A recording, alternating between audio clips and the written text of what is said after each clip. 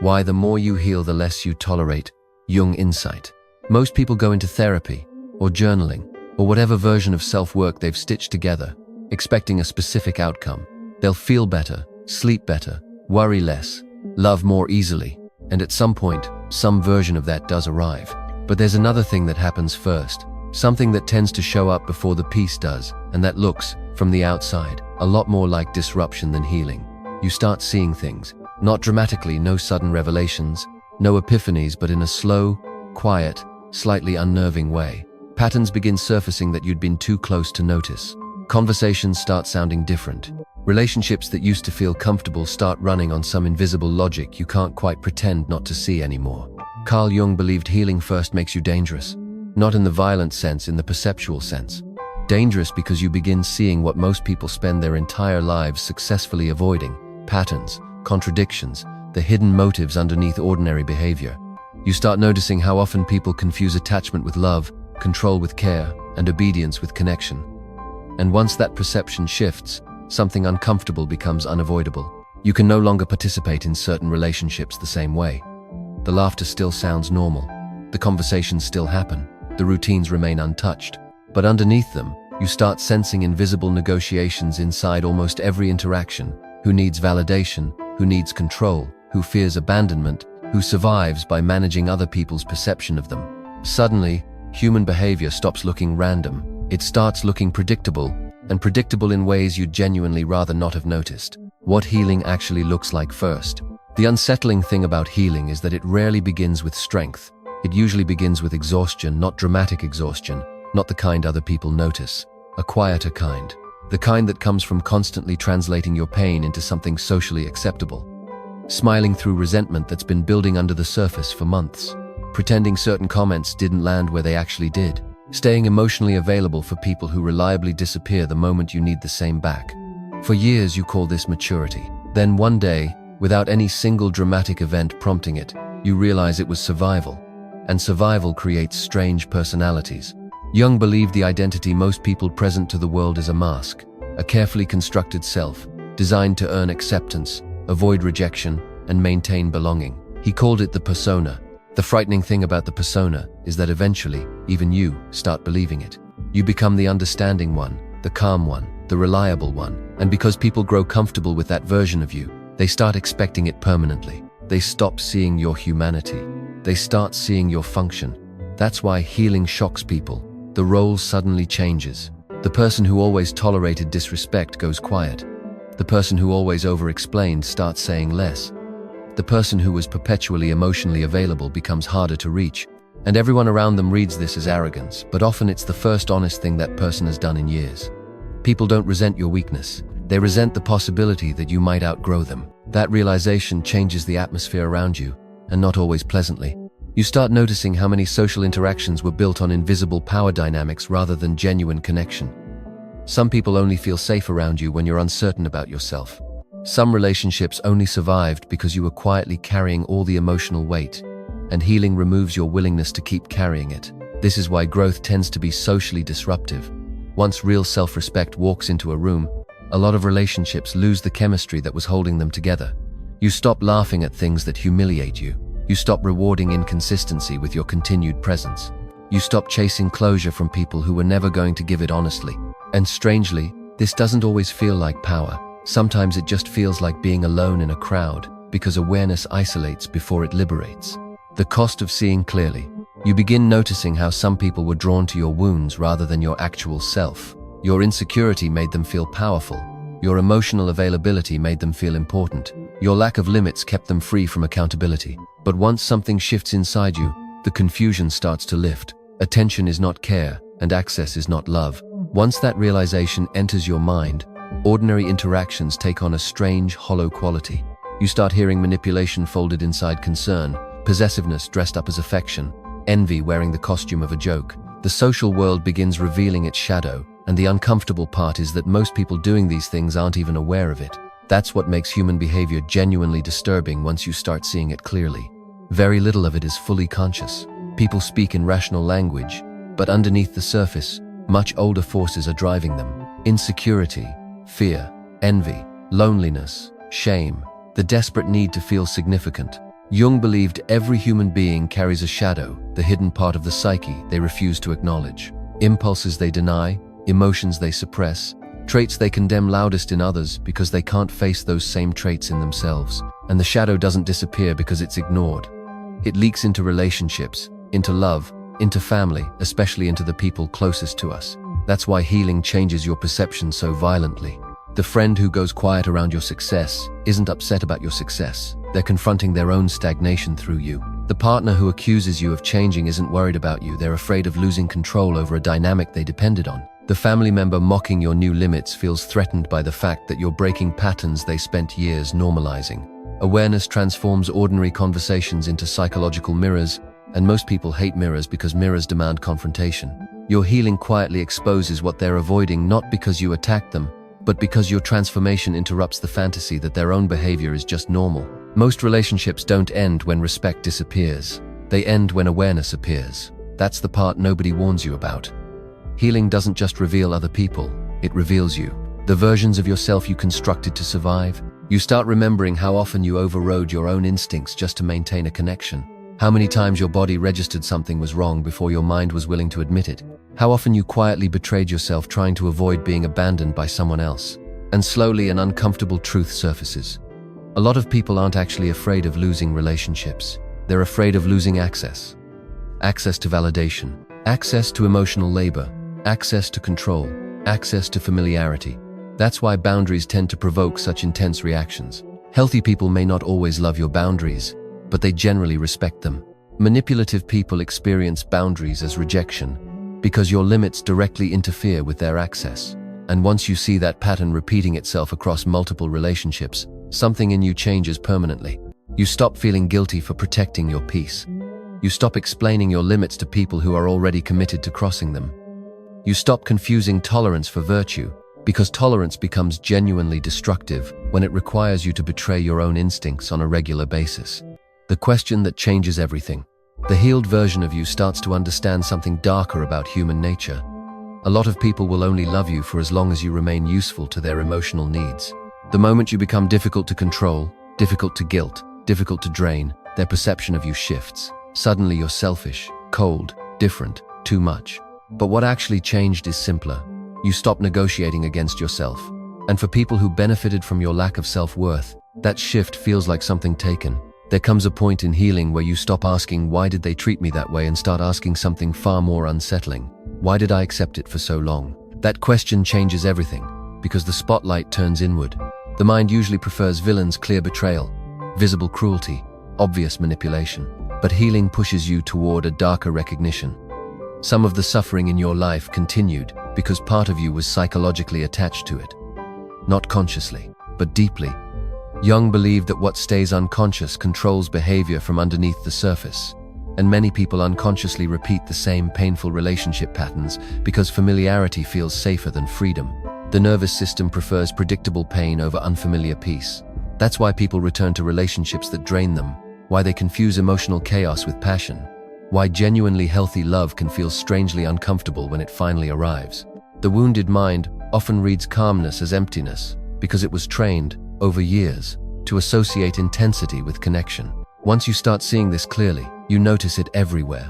People who only feel emotionally alive inside instability, who create conflict the moment peace arrives, who sabotage closeness. The instant vulnerability becomes real, not because they enjoy suffering, but because suffering became what their nervous system recognizes as home. What society rewards versus what the self requires. In that quiet aftermath, something else becomes visible. How much of ordinary life is organized around rewarding self-abandonment? People praise you when you overgive. They admire your patience when it benefits them. They call you mature when you tolerate disrespect without flinching. But the moment you prioritize your own psychological health, the tone shifts. Now you're distant, hard to reach, too serious, changed. The truth is, most social systems are designed to preserve comfort, not truth. And people who are genuinely healing become disruptive because they stop participating in the emotional performances that keep dysfunctional dynamics functional. You stop pretending repeated disrespect is accidental. You stop calling emotional neglect a busy schedule. You stop converting bare minimum effort into evidence of love. Awareness sharpens perception until excuses start sounding hollow, and this reveals another painful truth. Many relationships survive not because they're healthy, but because one person absorbs the imbalance indefinitely. Once that absorption stops, the relationship shows what it actually was. That's why healing can feel like waking up inside your own life and suddenly recognizing the architecture of every interaction around you, the power dynamics, the emotional dependencies, the subtle negotiations running underneath ordinary conversation. And once that kind of awakening starts, you can't put yourself back to sleep. Once the pattern becomes visible, you stop listening only to words and start watching what consistently repeats. The delay before someone responds the moment you stop initiating. The shift in energy the moment you stop seeking their validation. The discomfort certain people show when you no longer need them to feel okay about yourself. Human behavior is rarely random. People reveal themselves not through what they claim, but through what keeps repeating, because repetition is where the unconscious exposes itself. A person might tell you sincerely that they care about you, while consistently disrespecting your limits. They might promise loyalty while quietly disappearing whenever your life becomes inconvenient. They might speak warmly to your face, while subtly competing with you underneath the surface.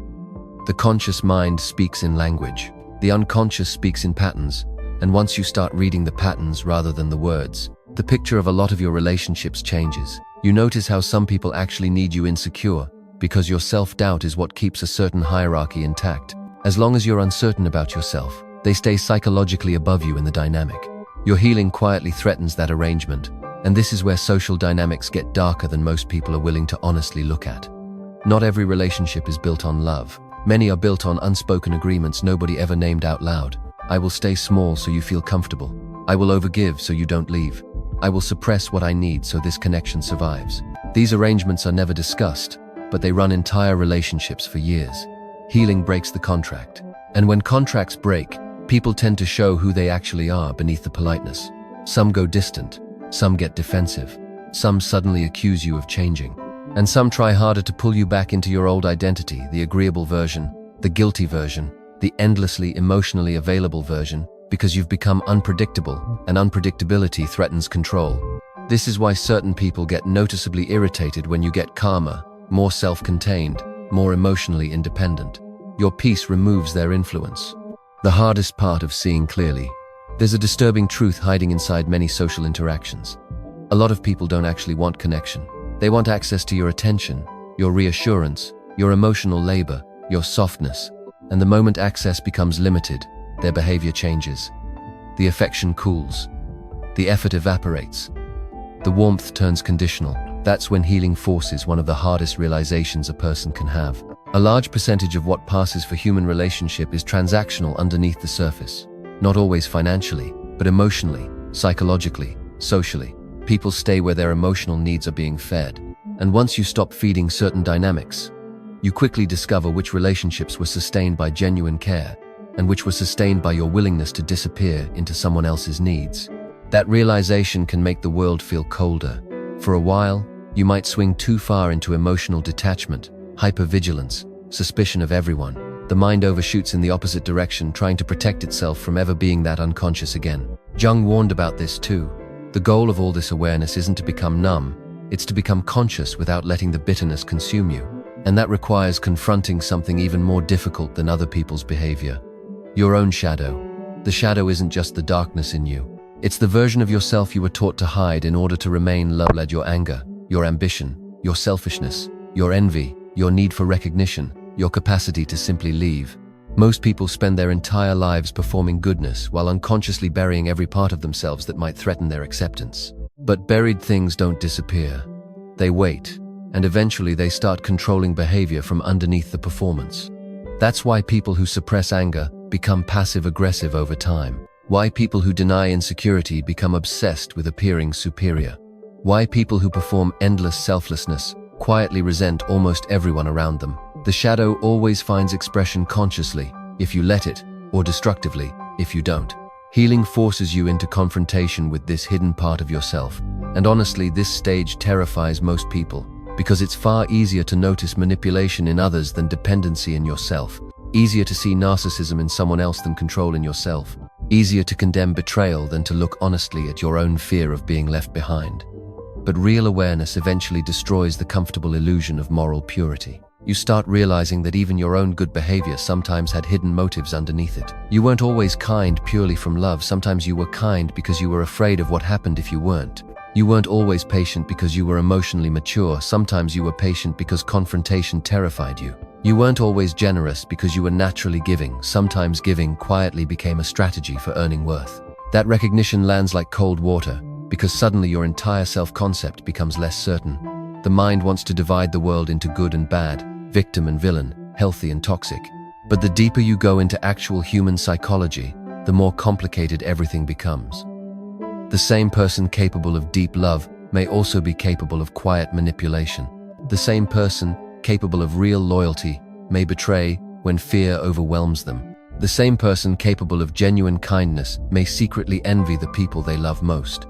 Human beings are not stable, unified creatures. They are psychological contradictions, walking around in plausible-looking bodies. And once you really absorb that, you stop expecting perfection, but something else also happens. You stop romanticizing, and that changes everything about how you experience attraction, friendship, and love. You begin noticing how often people fall in love with fantasies rather than the actual person standing in front of them. They project an idealized identity onto each other, because seeing clearly would dismantle the illusion that holds the connection together.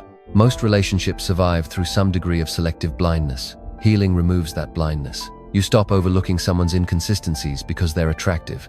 You stop excusing emotional instability because someone is charming. You stop confusing chemistry with compatibility, because awareness teaches you something genuinely painful. Intense connection doesn't always mean healthy connection.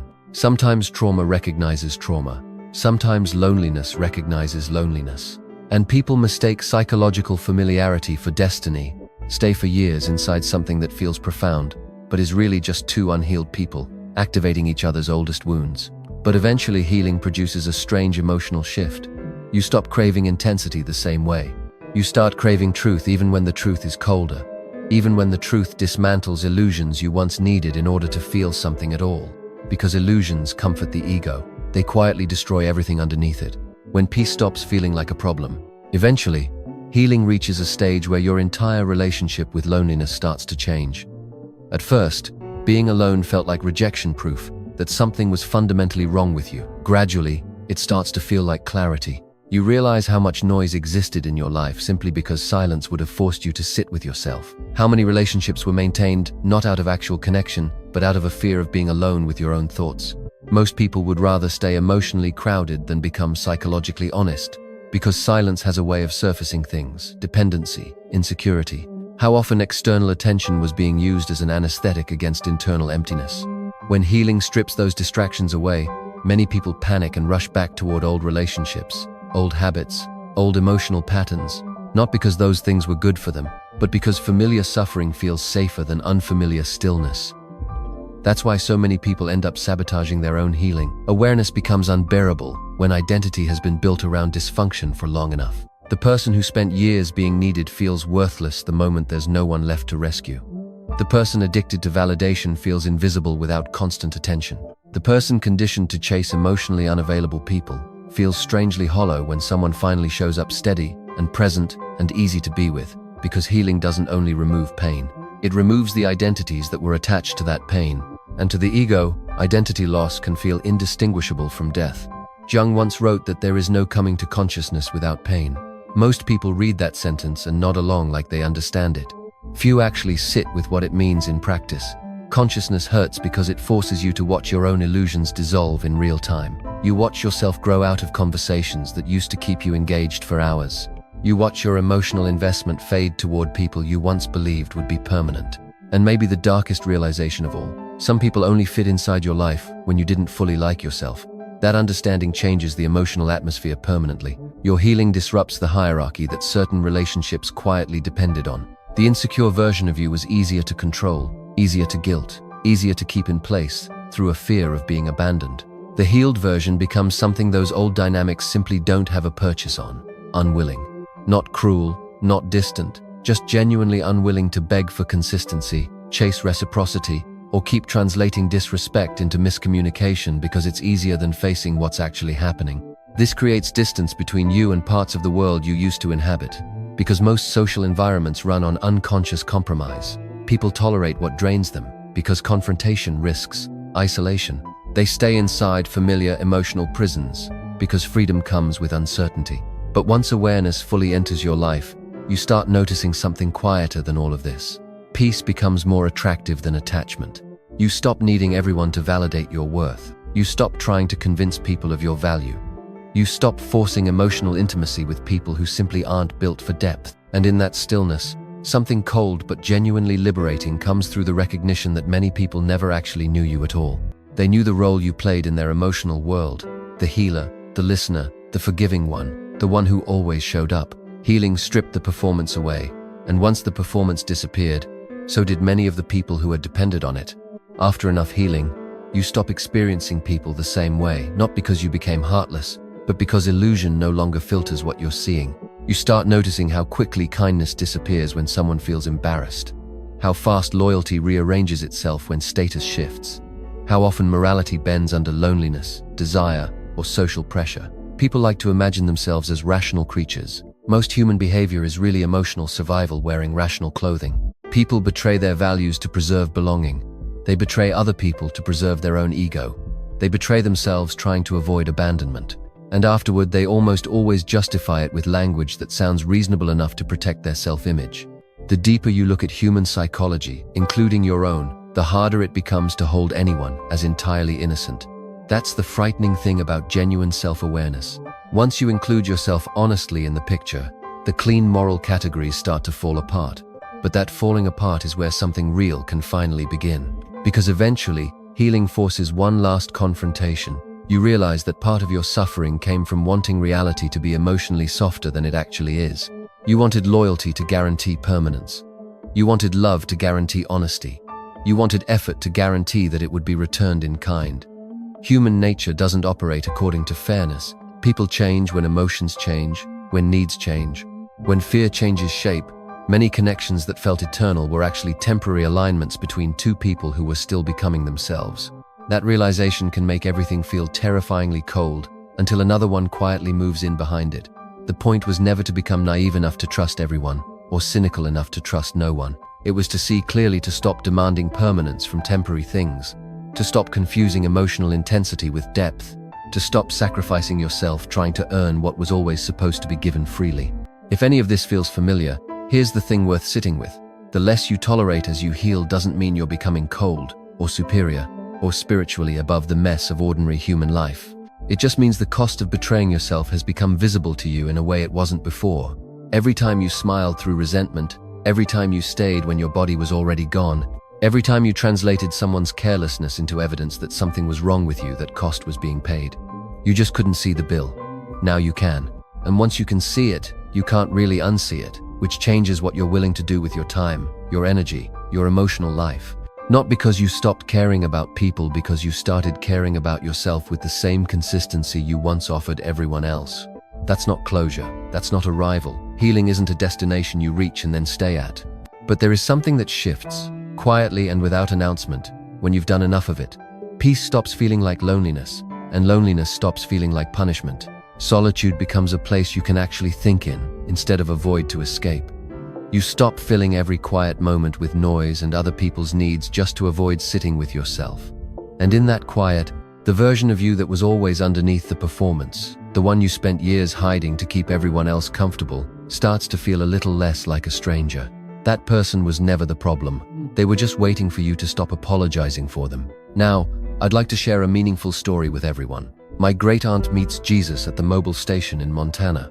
After entering the interstate against traffic despite thunderous air horns and flashing headlights, my grandfather led our caravan into the filling station. My father, hotter than the overworked engine, slammed our wagon into park, slung obscenities through the open window of my grandfather's U-Haul. Midwest to West Coast round trip in 72 hours, including packing and loading my elderly great-aunt's possessions into the rental truck. Non-stop driving, greasy meals served on dashboards, consumed behind steering columns. No chance for relaxation. For a mini vacation, no one even saw the ocean. Only 4 hours of rest in sleeping bags on a hardwood floor. A suicide mission, my father accused, his evidence endless. My grandfather announced that my father was stupid enough to follow him down the wrong ramp, returning fire in a showdown of who could have hypothetically killed whom. Sleep, my father demanded. We need some goddamn sleep. My grandmother absconded on a pilgrimage for coffee and territons. My mother leaned on the hood, vacantly chiseling dead insects from the windshield with her chipped fingernails. But my great-aunt took my hand and walked me to the deserted diesel pumps on the side of the station, acting as though she didn't know our family was divided like the highway. "Meet my niece," she said once we stood on the self-service island. She gently nudged me forward to greet the middle pump. "Don't be afraid," she whispered. "Jesus loves children." When I didn't move, she bridged the distance between the pump and me, an arm on each of us. "She's shy," she told the pump, assuredly wrapping failing fingers around his nozzle, thin arm, "but she's a good child." The conversation continued. My aunt nodded, listening more than speaking, until my mother called across the lot, told us we were leaving. My father had conceded that the dangers of prolonging time on the road with my grandfather outweighed the hazard of pushing forward in a haze. "Yes," my aunt said to the pump before we rejoined our family. "I'm coming home, see you soon." In Michigan, my father let us use the bathroom at my grandparents' house, but we didn't stay for supper. We didn't unload the truck. He drove 3 more hours through darkness, refusing to unwind until we'd left my mother's family behind. My aunt died, having been home for only 48 hours, giving us reason to argue over contrary names for the same situation: premonition, happenstance, God's will, a transgression that should have killed us all. Years later, while traveling alone, I still struggle to make good time. But back roads, alleys, dead ends become sirens, seducing me to shipwreck. Perhaps my aunt knew how many ways a person can lose faith, how she can push a pin in a map, say this is home, but never navigate the details. She understood how hazy safe harbors are anything but, and how I worry that if I fall asleep, stop paying attention to the road for even a moment, I'll never escape being lost. Dear viewers, that was our channel's discussion on the topic, why the more you heal, the less you tolerate. Jung Insight. If you found this video helpful or meaningful, please consider subscribing to support the channel. If you'd like me to create more content about emotions, relationships, or other psychological topics, feel free to leave a comment and let me know. I'll do my best to help you understand why you're feeling the way you do and what's really happening beneath the surface. For now, it's time to say goodbye. Thank you so much for watching, and I'll see you again in the next video. Thank you.